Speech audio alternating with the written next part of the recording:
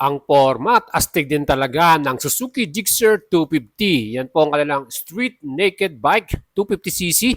At syempre pa ang kanyang small brother, walang ibang Gixxer 155 naked bike din ito mga idols. At ito nga ang ating inaantay na bagong upgrade or biggest update ng Raider R150. Ito, may kakaroon din tayo ng parehong headlight design ng ating bagong model. Aba mga idol, gusto nyo ba itong bagong update na to from Suzuki Motorcycle? Aba, kayo na po ang bahalang humusga at let me know, mag-leave kayo ng comment sa ating video. Mga idols, ang ating mga old model na Raider R150 carburetor type, yan ay phase out na. Meaning, wala na tayong next batch niyan. So kung gusto nyo humabol, meron pa tayong mga available unit ng mga carburetor type. At itong ating inihintay na bagong Raider 150. Ayan, nakita nyo yung side view niya, no? Ang kanyang mukha ay kapareho na ng street naked bike na Gixxer. Para sa inyo, mas pogi ba itong ating FI edition na Raider 150 or ito yung bagong model?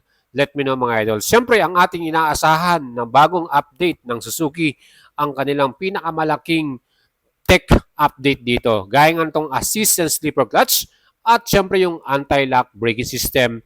Plus, ginaya na nila ang Winner X at ang Sniper 155R kung saan ito rin po ay naka-keyless system na rin. Di ba? Napakastig.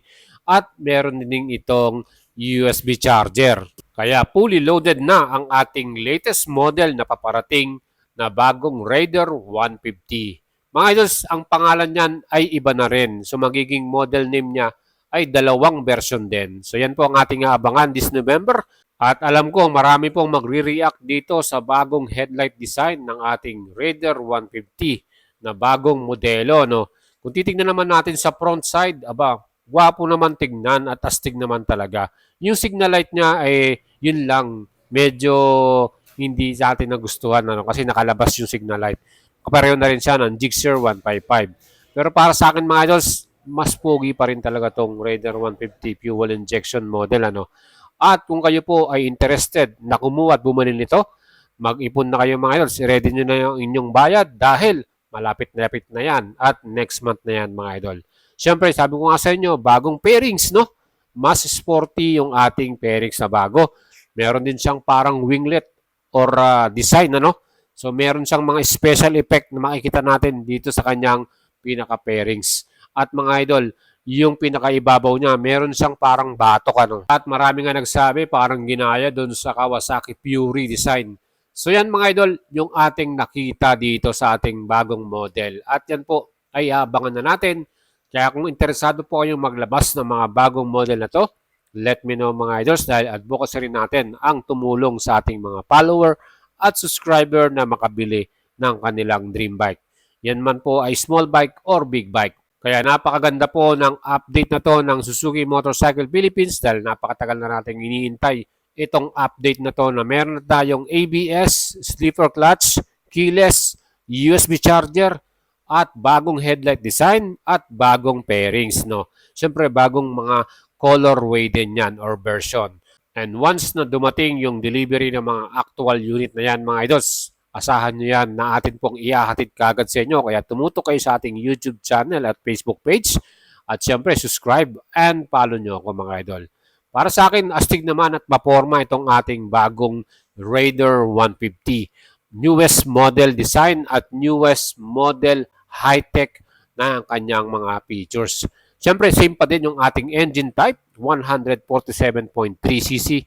Ang total displacement, 1 cylinder, double overhead camshaft, 4 valves, liquid cooled, fuel injected at 6-speed manual transmission na pwede mong start via electric at kick.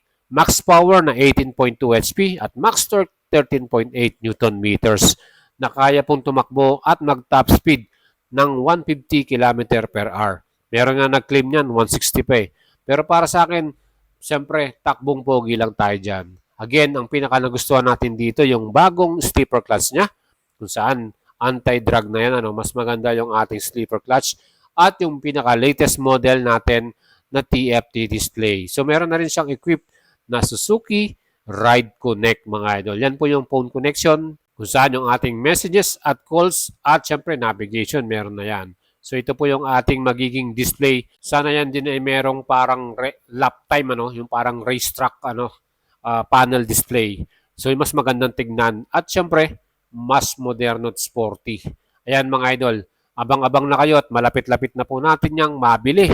At syempre ilang araw na lang, ilang tulog na lang yan, mapapasay yun na tong bagong Raider 150 na yan.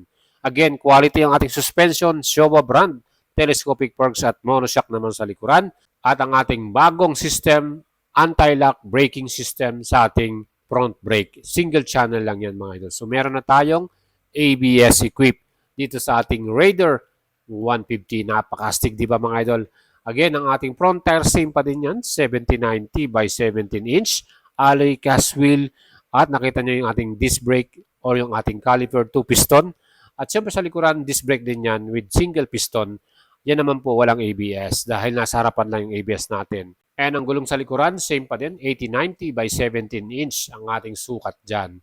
Well, sa seat height, tingin ko hindi magbabago yan. Pareho pa rin na 765 mm. At mga idol, ang kanyang bigat, hindi natin masasabi na total 109 kilograms. Yan po yung ating bigat dito sa ating old model. Baka mas gumaan or mas bumigat pa dahil meron ng mga dinagdag na mga features gaya ng ABS at sleeper clutch. So nagdagdag sila ng mga specs dyan. Again mga idols, 4 liters of gas. Hopefully improve ng Suzuki yan. Yan din kasi yung request ng karamihan, ano, para pang nag-long rides ka, hindi ka laging dumadaan ng gasolinahan, ano, mas matami. Siyempre meron tayong fuel consumption 50 km per liter as per Suzuki fuel consumption. At mga idol, ito na nga yung pinakainintay nating bagong features, keyless system mga idol, ano. So meron na tayong keyless, mas astig, mas panalo, mas convenient para sa ating riders. Isang pindot mo lang sa inyong keyless fob, may start mo na yan. And asahan na natin to this coming November 2025. So hindi na natin paaabutin pa ng December para masaya ang inyong Pasko. Meron na kayong latest model 2025 New Raider 150.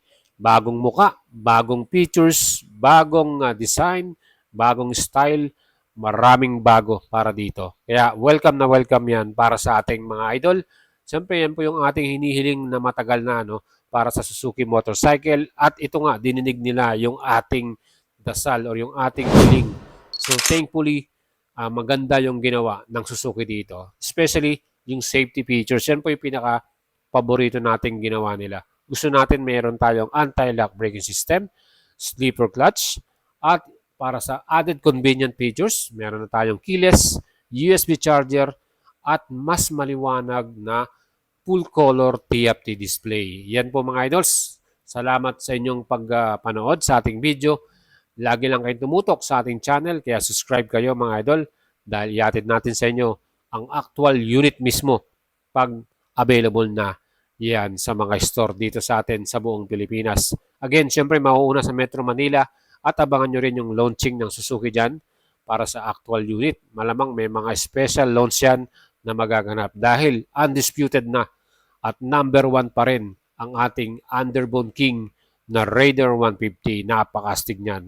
Again mga idols, kung gusto nyo bumili, mag-send message kayo sa ating Facebook page, Boy Salabaria, at tutulungan natin kayo makabili niyan. Cash man yan or installment mga idol. Siyempre abangan nyo po ang magiging final price niyan. Mas mahal na doon sa ating old model na 121,900. So meron na tayong nakikitang mas mahal na presyo dito.